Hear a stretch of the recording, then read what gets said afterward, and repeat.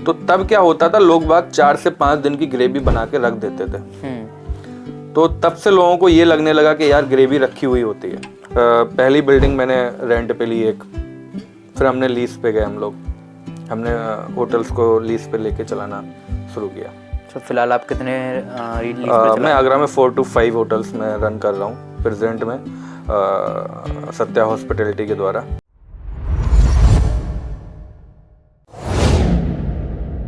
तो दोस्तों, आज के पॉडकास्ट में हमारे साथ एक ऐसे गेस्ट हैं जो हॉस्पिटैलिटी इंडस्ट्री को समझते ही नहीं, लाइव काम भी कर रहे हैं, जिनका नाम है मिस्टर शुभम गुप्ता जी। तो सर कैसे हैं आप? ऑल गुड ऑल गुड, आप कैसे हैं? सर मैं भी बढ़िया। सर एक एज अ पर्सनल क्वेश्चन है मेरा, एज अ होस्ट नहीं, एज अ ऑडियंस मेरा क्वेश्चन है कि हम लोग कोई बिजनेस स्टार्ट करते हैं ना, तो उसमें हमें ये डर लगता है कि 90% लॉस होगा, या काफ़ी लोगों का होता है कि 90% लॉस ही होता है उनका। देखिए, ऐसा है कि अदर बिजनेस के बारे में तो हम बात नहीं करते हैं, हम अपने होटल इंडस्ट्री के बारे में आपसे बात करते हैं। तो जहाँ तक मैंने लोगों को देखा है, लोगों की प्लानिंग नहीं होती है। लोगों को लगता है कि हम किसी रेस्टोरेंट में खाना खाने गए, उन्होंने देखा कि ये मलाई कोफ्ते के चार्जेस हमसे 400 रुपीज़ ले रहे हैं, तो उनको लगता है कि यार इसमें तो 150 रुपये की कॉस्टिंग आ रही है, वो अपना हिसाब लगाने लग जाता है। हाँ, अपना हिसाब लगाने लग जाता है, यार कल को मैं भी इसको ओपन कर सकता हूँ, ऐसे कर सकता हूँ, वैसे कर सकता हूँ। लेकिन इंडस्ट्री ये ऐसी है कि 95% लोग रेस्टोरेंट इंडस्ट्री में फेल हैं। उसका रीज़न है कि उनकी प्लानिंग नहीं है कोई भी। उनको ये लगता है कि घर में बीवी जैसे खाना बनाती है वैसे हम भी बना लेंगे, हम भी कर लेंगे। लेकिन ऐसा नहीं है। बीवी घर में 4 लोगों के लिए खाना बनाती है, आपको 400 लोगों को खिलाना है बैंक्वेट हॉल में, 400 लोगों को सेटिस्फाइड करना है, आपको पूरे स्टाफ को मैनेज करना है।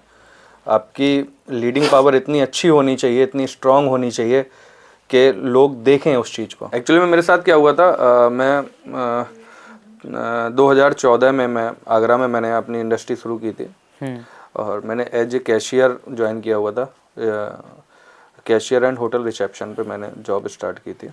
मेरे को 5000 रुपीज़ मिलते थे 2014 में। तो मैंने उस टाइम पे जॉब की, 4 से 5 साल मैंने जॉब की अच्छे से।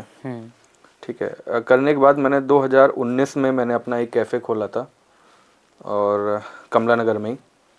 तो तब मेरे साथ भी यही प्रॉब्लम थी। ऐसा नहीं कि मैं ये कहता हूँ लोग करते हैं, लोगों से चीज़ें हो जाती हैं, पर्टिकुलर करते नहीं हैं लेकिन हो जाती हैं। अब जैसे मेरे पास था उस टाइम पे, मेरा बजट था कि मुझे 3 लाख रुपए में अपना कैफ़े चालू करना, सेट करना और चालू करना है। हमने क्या किया, ऐसे ही लोग थे जो कैफ़े चला रहे थे वहाँ पे, उन्होंने कहा कि अब हमें नहीं चलाना है, हमें सेल करना है। हमने उसको टेक ओवर कर लिया। हमारे पास पैसे थे 3 लाख रुपए, चीज़ मिल रही थी हमें 4 लाख रुपए पे। हमने उसको 3 लाख रुपए दे के बोला, मैंने कहा 1 लाख रुपए मैं आपको बाद में दूंगा। ठीक है, मतलब उसी थिंकिंग से कि मैं आगे कमा लेंगे, आगे कमा लेंगे। ठीक है। फिर हमने क्या किया, 6 महीने तक हम उस पर सर्वाइव ही करते रहे। सर्वाइव का क्या मतलब, मैं हर महीने 50 से 70 हज़ार रुपये उसमें लगा ही रहा हूँ एवरी मंथ। मतलब एवरी मंथ क्यों? उसको चलाने के लिए आपको, आपके पास बजट होना चाहिए ना पीछे। आप एक जॉब कर रहे हो अच्छी खासी, आपको 50-60 हज़ार रुपये मिल रहे हैं, आप उसको छोड़ के एक कैफ़े चालू कर रहे हो। ठीक है। और हो सकता है पहले मंथ, दूसरे मंथ, तीसरे मंथ, इवन 6 मंथ तक प्रॉफिट नहीं होती है अगर आपके पास प्लानिंग नहीं है तो आप 6 मंथ में आपकी सैलरी का गैप रहा, वो पैसा आपका ख़त्म हो गया। ठीक है। आपको वो कमाई नहीं हुई, प्लस आप जो घाटे में जा रहे हैं एवरी मंथ, वो प्लस हो गया, तो आप कर्जे में बढ़ते चले गए। क्यों? क्योंकि आपके पास बैकअप नहीं था, प्लानिंग नहीं थी, तो आप फेल हो गए। कर्जे में डूबता है इंसान। हाँ, मेरे साथ भी ये हुआ है। मेरा मानना ये है कि अगर किसी को अपना रेस्टोरेंट ओपन करना है तो उसको जॉब जरूर करनी चाहिए। मतलब अगर उससे रेस्टोरेंट काम करना तो उससे पहले उसमें जॉब करना पड़ेगा। जॉब करना चाहिए आपको, एटलीस्ट 1 मंथ तो आपको देना चाहिए। आप किसी रेस्टोरेंट में as a steward, as a cashier, आप उसमें जॉब करें, आप समझें, क्योंकि आप ओनर्स होने वाले हैं, आप किसी पर्टिकुलर रेस्टोरेंट के ओनर होने वाले हैं। तो आप समझो कि जो स्टाफ हमारा वर्क कर रहा है उस जगह पे, ठीक है, ओनर से उनको क्या प्रॉब्लम होती है, जो कि स्टाफ वहाँ से छोड़ के चला जाता है। क्योंकि सबसे बड़ी दिक्कत वहाँ पे यही आती है, स्टाफ चले जाएगा छोड़ के, तो फिर वो लोग मतलब दिक्कत हो जाती है कि दूसरा स्टाफ कब आएगा, कब खाना बनेगा, बहुत सारी चीज़ें रहती हैं। प्रॉब्लम, मतलब मेन प्रॉब्लम यही है कि जब तक आपको एक्सपीरियंस नहीं होगा, स्टाफ की जगह आप अपने आप को नहीं रखेंगे, तब तक आप उसको फॉलो नहीं कर पाएंगे। तो सर काफ़ी लोगों का पैशन भी होता है ये चीज़। देखिए, पैशन में और प्लानिंग में बहुत फ़र्क है। अगर आपको पैशन है तो आप कैफ़े खोलो। मतलब पैशन है तो कैफ़े खोलो। हाँ, देखिए 3 कैटेगरी हैं आपकी रेस्टोरेंट में। एक हम स्टार्ट करते हैं, हम अपना एक फूड कोर्ट लगाते हैं, राइट।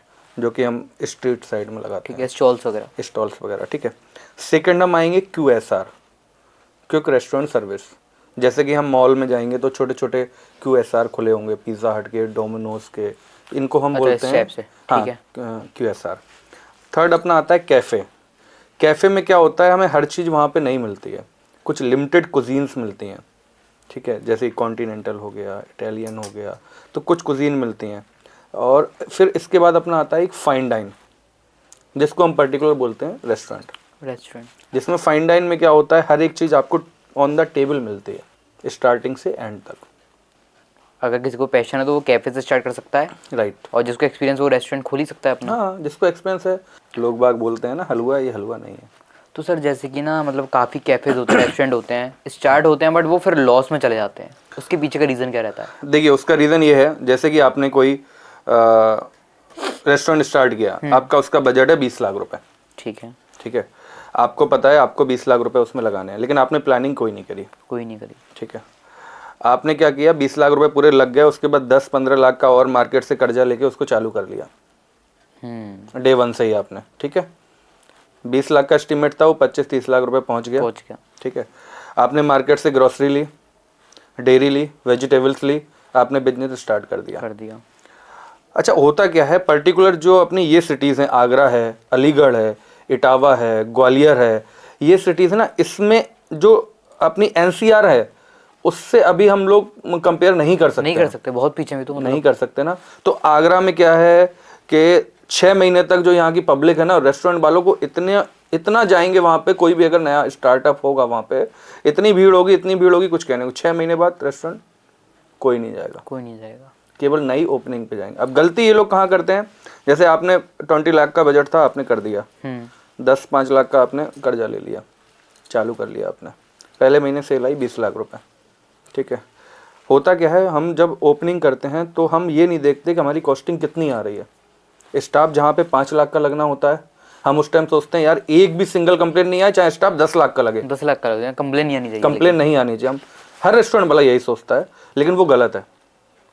आप अपना स्टार्टिंग से बजट लेके चलो कि अगर हमारी 20 लाख की सेल आ रही है तो फर्स्ट मंथ हम कुछ इनकम कर पाएंगे या नहीं।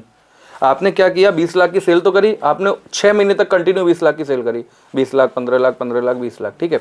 अब आपने खर्चे ही 22 लाख कर दिया, 24 लाख कर दिया। आपने सोचा नहीं अभी तो चलने दो, हम आगे निकाल लेंगे, तो ये पॉसिबिलिटी नहीं है। 6 महीने बाद रेस्टोरेंट डाउन होता है, 6 मंथ बाद फिर अगर आप इस्टेब्लिश्ड हो गए तो उसके बाद 1 साल बाद फिर उठता है। लेकिन उन 6 महीनों को आप कैसे निकालेंगे, क्योंकि आप डे 1 से 3-4 लाख रुपए लॉस में चल रहे हैं। आपने ये सोचा ही नहीं कि हम आगे कैसे चलाएंगे उसको। सही बात है। अच्छा सर, जैसे कि होटल्स की बात तो हो गई, बट रेस्टोरेंट में लोगों का मिथ होता है कि हमें खाना खराब मिलता है। मतलब खराब का मतलब है कि मतलब एक दिन पहला रखा मिल रहा है। नहीं, इस पर तो कोई कमेंट नहीं करना चाहूँगा, लेकिन मैं आपको फिर भी बताता हूँ ये चीज़ होता क्या है इंटरनली। देखिए, आज से अगर आप 8 साल पहले की बात करेंगे या 10 साल पहले की बात करेंगे तो तब क्या होता था, लोग बाग 4 से 5 दिन की ग्रेवी बना के रख देते थे। तो तब से लोगों को ये लगने लगा कि यार ग्रेवी रखी हुई होती है। हाँ, यही लगता है लोगों को लगता है ना। लेकिन उस टाइम कंडीशन क्या होती थी, आप अगर 10 साल पहले जाएंगे तो आप देखो कितने रेस्टोरेंट थे हमारे आगरा में।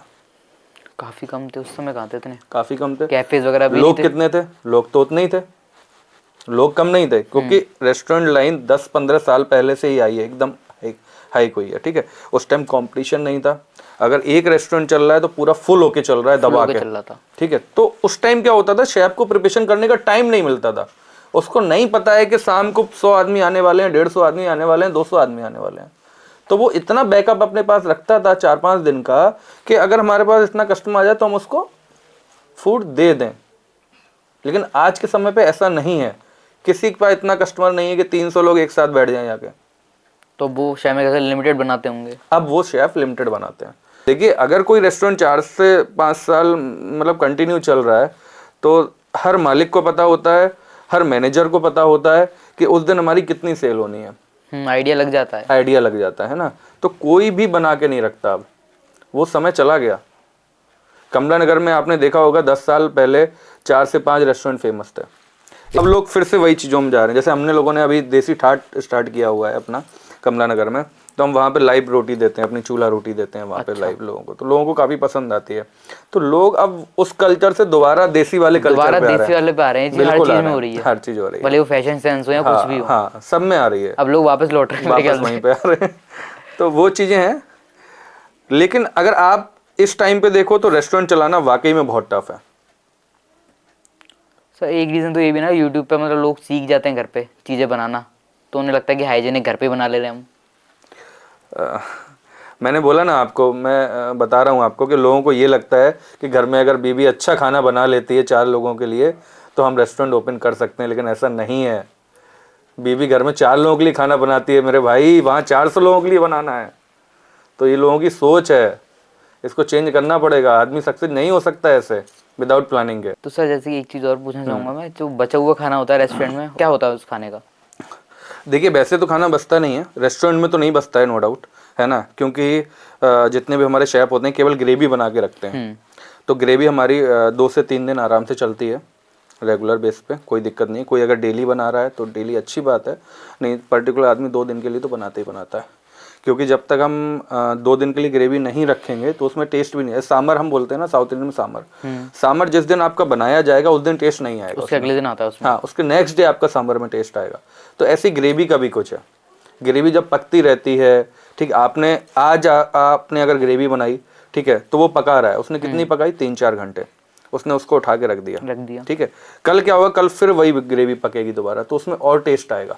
और जब से एक्चुअली जब से हमारे फूड इंस्पेक्टर वगैरह एक्टिव हुए हैं, है ना, वो एवरी वीक मतलब लोगों के यहाँ विजिट कर लेते हैं, अच्छा, देख लेते हैं इंस्पेक्शन भी चीज़ों। होता होगा होटल हाँ और बिल्कुल रेस्टोरेंट होता का? है, बिल्कुल होता है। वीकली होता है, मंथली होता है? कभी भी, उनका ऐसा कोई फिक्स नहीं है, वो कभी भी आ सकते हैं अच्छा, आपके कभी पास, भी बिना कभी भी बताए? आ सकते हैं। तो आपको हाइजीन तो करना पड़ेगा वो। और वेस्टेज केवल तब होती है जब हमारे यहाँ कोई पार्टी होती है। पार्टीज जैसे वगैरह? कि बैंकेट पार्टी बुकिंग हुई 100 मेंबर्स की, अब उनकी गैदरिंग आ गई केवल ओनली 60 मेंबर्स की। अब तब होटल वाले क्या करेंगे, या तो कुछ फूड उनको पैक करके देंगे, लेकिन अगर उनके रूल्स में नहीं होगा कि पैकिंग हमारे यहाँ अलाउ नहीं है, नहीं है। तो होटल वालों के पास 40 लोगों का खाना बचा या 25 लोगों का खाना बचा। तो उसमें होता क्या है, पर्टिकुलर होटलियर्स क्या करते हैं कि उनके पास ऑलरेडी 30 लोगों की टीम है, तो उस दिन वो स्टाफ फूड नहीं बनवाते हैं, स्टाफ में दे देते हैं वो लोग। स्टाफ में दे देते हैं।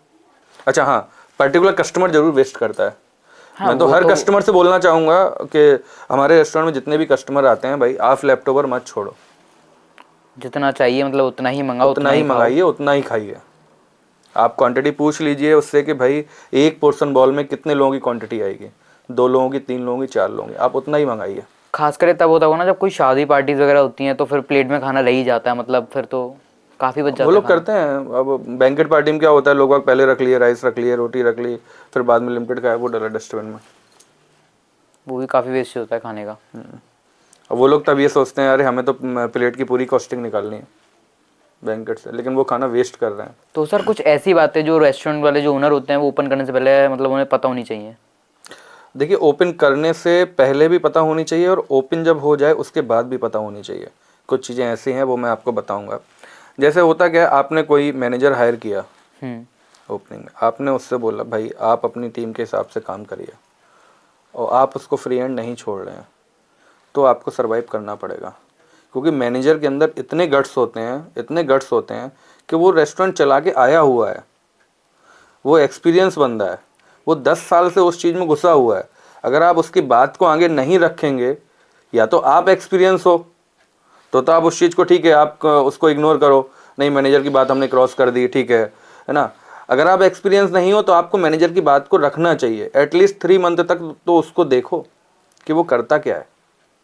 हाँ, क्योंकि हमने तो ओपन करा है, लेकिन वो तो 10 साल से है उस इंडस्ट्री में, उससे उसको ज़्यादा पता पता है होगी। ना, मार्केट के बारे में पता है कि कौन सा कस्टमर किस तरीके का होता है, किसको कैसे ग्रीट करना है, कहाँ पे हमने कंप्लेन हमें रिसॉल्व करनी है। वहाँ पे कंप्लेन के कढ़ाई पनीर में ये कंप्लेन आ गई है, अब कस्टमर तो बोल ही रहा है ना, वो तो चिल्ला रहा है, वो तो लाउडली हो जाता है उस टाइम पे कस्टमर, तो उसको कैसे हैंडल करना है। अब मान लो मैनेजर ने 20% उसको डिस्काउंट ऑफर कर दिया नेक्स्ट उस विजिट के लिए, अब आप ओनर आए, अरे आपने क्यों किया ऐसा, सही बात है।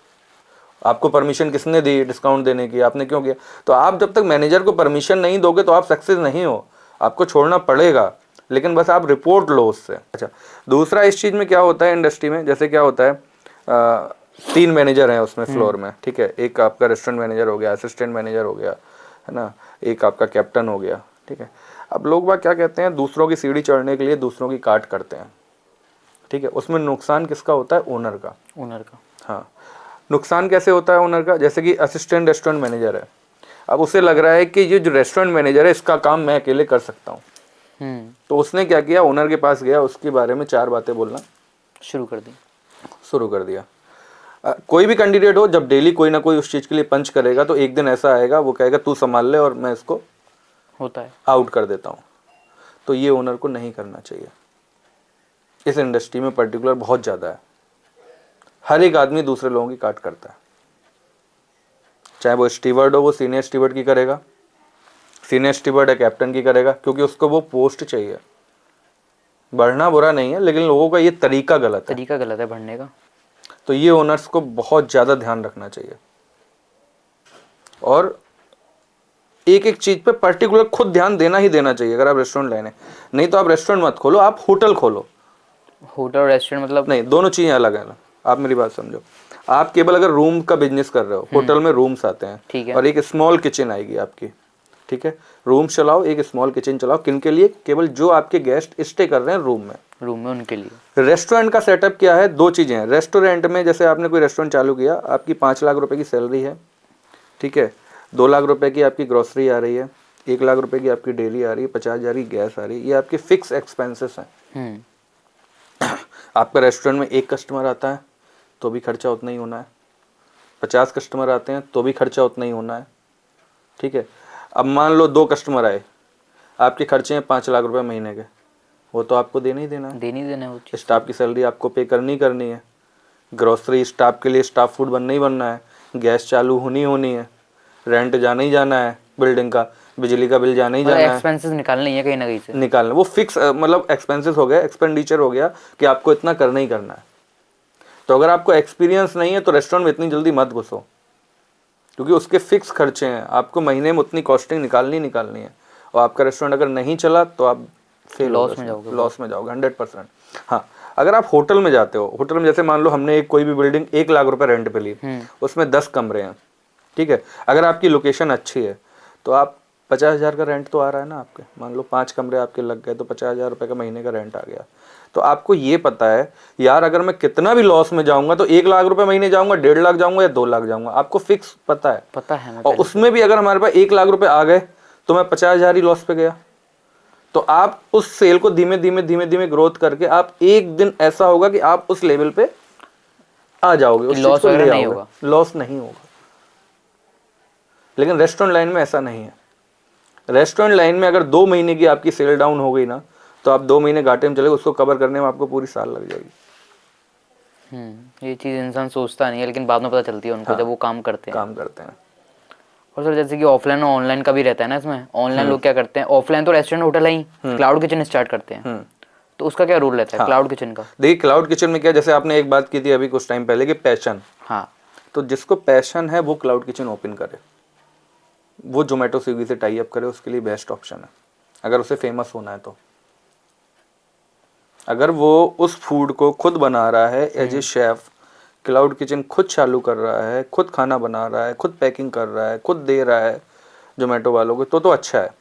अगर आप सोचो क्लाउड किचन आपने स्टाफ के भरोसे खोली है तो आप नहीं चला सकते उसको। अगर इस जगह पे आपका पैशन काम करेगा, जो आपने बात बोली है, 100% काम करेगा। कि मतलब जो लोग यूट्यूब से सीख जाते हैं चीजें, वो क्लाउड किचन स्टार्ट कर सकते हैं। बिल्कुल, आप अपने घर से आप क्लाउड किचन स्टार्ट करिए, आप अर्निंग शुरू करिए, आप फेमस हो जोमेटो स्विगी के थ्रू, फिर आप मार्केट में निकलें। डिजिटल मार्केटिंग की एजेंसीज होती हैं, वो काफ़ी सारे झूठ भी बोलती हैं लोगों से। नहीं, वो एजेंसीज नहीं होती हैं, वो अगर पर्टिकुलर आप प्रोफेशनल जो एजेंसीज होती हैं आप उनके थ्रू अगर काम करवाएंगे तो आपको कोई प्रॉब्लम नहीं होगी। झूठ वो बोलते हैं जो लोग इस चीज़ को पार्ट टाइम के थ्रू कर रहे हैं, जिनका मतलब सुबह 9 to 5 का बिजनेस कुछ और है, शाम को उनको टाइम मिलता है तो वो 5 to 10 कुछ और बिजनेस करते हैं। लाइक उन्होंने क्या किया, आप घर बैठे बैठे वो कर रहे हैं, उन्होंने 2-4 क्रिएटिव बना दिए, है ना, वही क्रिएटिव आप 10 रेस्टोरेंट को बराबर इक्वलिटी आप पोस्ट कर रहे हो। जैसे मान लो 26 जनवरी है, 15 अगस्त है, शिवरात्रि है, या कुछ भी मतलब है, सबको सेम कर हाँ, दिया। सब कुछ। उन क्या करते हैं, वो एक क्रिएटिव बस ढूंढ लेते हैं, एक क्रिएटिव के साथ क्या करते हैं, उसमें नीचे एड्रेस आपका चेंज कर दिया, ठीक है, ऊपर आपका लोगो चेंज कर दिया और वही सब जगह उन्होंने पोस्ट कर दिया, उन 10 रेस्टोरेंट को वही डिवाइड कर दिया। तो आज के टाइम पे हम देख रहा हूँ मैं पिछले 2 साल से जो रील्स का क्रेज चला हुआ है यहाँ पे, ठीक है, वो बहुत अप लेवल पे चला गया है। तो उनको एजेंसीज नहीं बोलेंगे, उनको पर्टिकुलर ना कैंडिडेट बोलेंगे, जो कैंडिडेट ऐसे कर रहे हैं, तो वो गलत कर रहे हैं लोगों के साथ। वो क्या करते हैं, वो रेस्टोरेंट वालों का टाइम वेस्ट कर रहे हैं एक तरीके से। वो क्या करते हैं, 2-3 महीने उनको लगा देते हैं ऐसी चीज़ों में, उसको कोई रेवेन्यू ही नहीं मिल रहा है, वो क्या करेगा? मिलेगा ही नहीं, मिलेगा ही नहीं। जब आप पार्ट टाइम के तरीके से उस चीज़ को काम कर रहे हो, पार्ट टाइम का मतलब क्या है? टाइम पास वाला। तो आप लोगों के साथ टाइम पास कर रहे हो ना, कि मतलब पैसा आ जाए और टाइम पास भी होता रहे। हाँ, तो ये गलत है। हमारी इंडस्ट्री में क्या है, आपको कल रेस्टोरेंट मैनेजर एक अच्छा मिल गया, आप दूसरे को भूल जाओगे, उसको फ़ोन भी नहीं करोगे। और बताओ, चाहे आपका बहुत घनिष्ठ हो, वो आपके साथ 4 साल से काम कर रहा हो, भूल जाओगे आप ये भी भूल जाओगे कि उसने कितना अच्छा हमें सेटअप दिया हुआ है। मतलब सारी चीज़ें भूल जाते हैं, सब भूल जाओगे आप, हाँ। लेकिन एक टाइम पे जरूर याद करोगे जब वो चीज़ें आपके सामने निगेटिव हो रही होंगी, जो कैंडिडेट वहाँ पे काम कर रहा होगा, तब आपको याद आएगी यार वो कैंडिडेट, और फिर याद आती है, मतलब याद आती है। तो मैं ये कहना चाहूँगा, आपका पुराना स्टाफ है जो, आप उनको कभी मत छोड़िए जब तक कि वो अच्छे से काम कर रहा है। अगर वो सारी हदें पार कर दे कि यार अब हम तो पुराने हो गए हैं, इनका हमारे बगैर काम नहीं चलेगा, ये एडवांटेज उठाते हैं स्टाफ वाले। हाँ बिल्कुल उठाते हैं, तो वो उनकी गलत सोच होती है।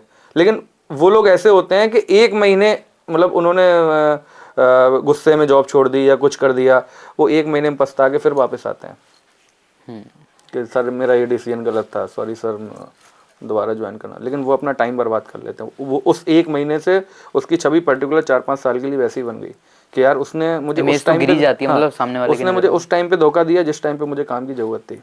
अब मैं मतलब ये थोड़ा ये भी तो लगता होगा कि आगे धोखा दे नहीं दे, क्या भरोसा। एम्प्लॉयज़ के लिए मैं एक मतलब बात बोलना चाह रहा हूँ यहाँ पे कि एम्प्लॉयज़ को क्या करना चाहिए। अगर आपकी 10 घंटे की ड्यूटी है, आप ये मत सोचो कि 10 घंटे में आपको 400 रुपये ही मिलना है। आप उसको 10 घंटे में 400 की जगह 500 रुपये का काम करके दीजिए, वो आपके लिए जीवन की सबसे अच्छी लाइन होगी। अगर आप ये सोच के नौकरी करेंगे कि नहीं नहीं हमें 10 घंटे ही देना है, 10 घंटे और 10 मिनट हम आउट, तो आप जीवन में कभी सक्सेस नहीं हो, आप नौकरी ही करोगे।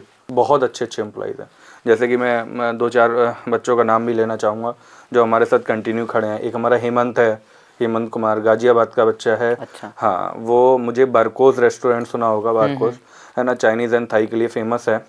वो मुझे वहाँ मिला था एज ए मैनेजर, मैंने वहाँ पे ज्वाइन किया हुआ था। तो बहुत मेहनती था, होटल मैनेजमेंट किया हुआ था बंदा। एज ए स्टीवर्ड वो वहाँ मेरे को वहाँ मिला था 2017 में या 18 में, मेरे को पर्टिकुलर ध्यान नहीं है। तो उस टाइम से मैं उसको आगरा में लेके आया 2 महीने बाद। आज वो एज ए मैनेजर मेरे साथ लीड कर रहा है। ये तो मतलब दोनों के लिए काफ़ी प्राउड की बात है। हाँ, मेरे साथ वो 6 साल से काम कर रहा है continue, as a manager lead कर रहा है। उस टाइम पे उसकी सैलरी थी 10,000, now he is taking 50,000 with in 5 years. तो ऐसे बहुत से बच्चे हैं। हेमंत है एक हमारा बच्चा, एक विवेक चौधरी करके लड़का है ना, वो है काफ़ी। एक पवन शेफ़ है हमारे, एक आकाश शेफ़ हैं। तो ये जो कैंडिडेट है हमारे 7 साल 8 साल से हमारे साथ जुड़े हुए हैं, जो कि हमारे साथ परमानेंट खड़े रहते हैं। तो सर बेसिकली मतलब होटल लाइन में मेहनत है ही, काफ़ी बिल्कुल है, 100% है। होटल लाइन उनके लिए बनी नहीं है जो टाइम नहीं दे सकते। प्रॉपर टाइम देना पड़ेगा, बिल्कुल टाइम प्रॉपर देना मेहनत भी पड़ेगा, है। बिल्कुल करना पड़ेगा, उन्हीं के लिए है होटल लाइन। अदरवाइज आप होटल लाइन में मत घुसिए। सर एक चीज़ और, हमने ना खुद ही ये चीज़ मतलब देखी हुई है कि हम लोग कहीं पे जाते हैं, या हम लोग ही नहीं, कोई भी हमने देखा है कि जाते हैं लोग, वहाँ पे वो लोग स्टाफ से गलत तरीके से डील करते हैं, लाइक उल्टा सीधा बोलना। देखिए, इसके लिए तो मैं यही बोलूँगा, जो होटल लाइन में मतलब जो होटल में खाना खाने जाते हैं, उन कस्टमर से तो प्लीज़ मेरा यही निवेदन है कि अपना ईगो वो घर पे रख के आएँ तो ज़्यादा अच्छा है। क्योंकि एक होटल इंडस्ट्री ही ऐसी है कि जहाँ पे आपको कस्टमर नहीं माना जाता है, जहाँ पे आपको गेस्ट माना जाता है। केवल एक सिंगल ये इंडस्ट्री है।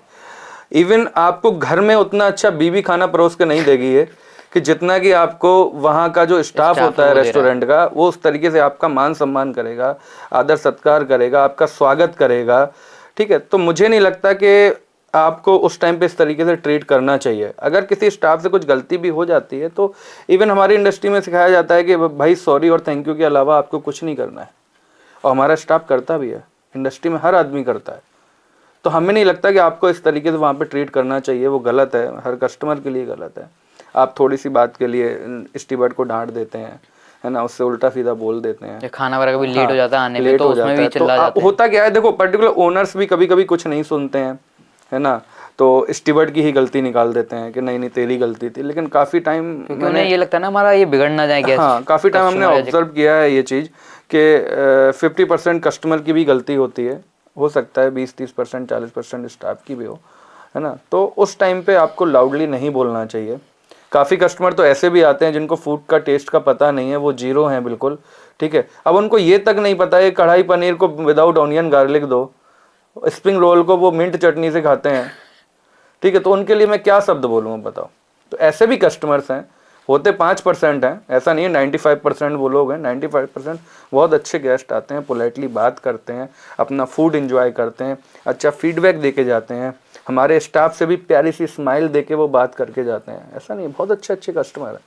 लेकिन जो लोग ये समझते हैं तो मैं उनको यही बोलूँगा कि अपना ईगो भाई घर पे रख के जाओ अगर आप होटल इंडस्ट्री में खाना खाने जा रहे हो। थैंक यू सो मच कि आप आए और आपने अपना एक्सपीरियंस पूरा शेयर करा हमारी ऑडियंस के साथ में। Thank you so much. तो यार उम्मीद करता हूँ आपको पॉडकास्ट में मज़ा आया होगा। तो मिलते हैं नए गेस्ट के साथ।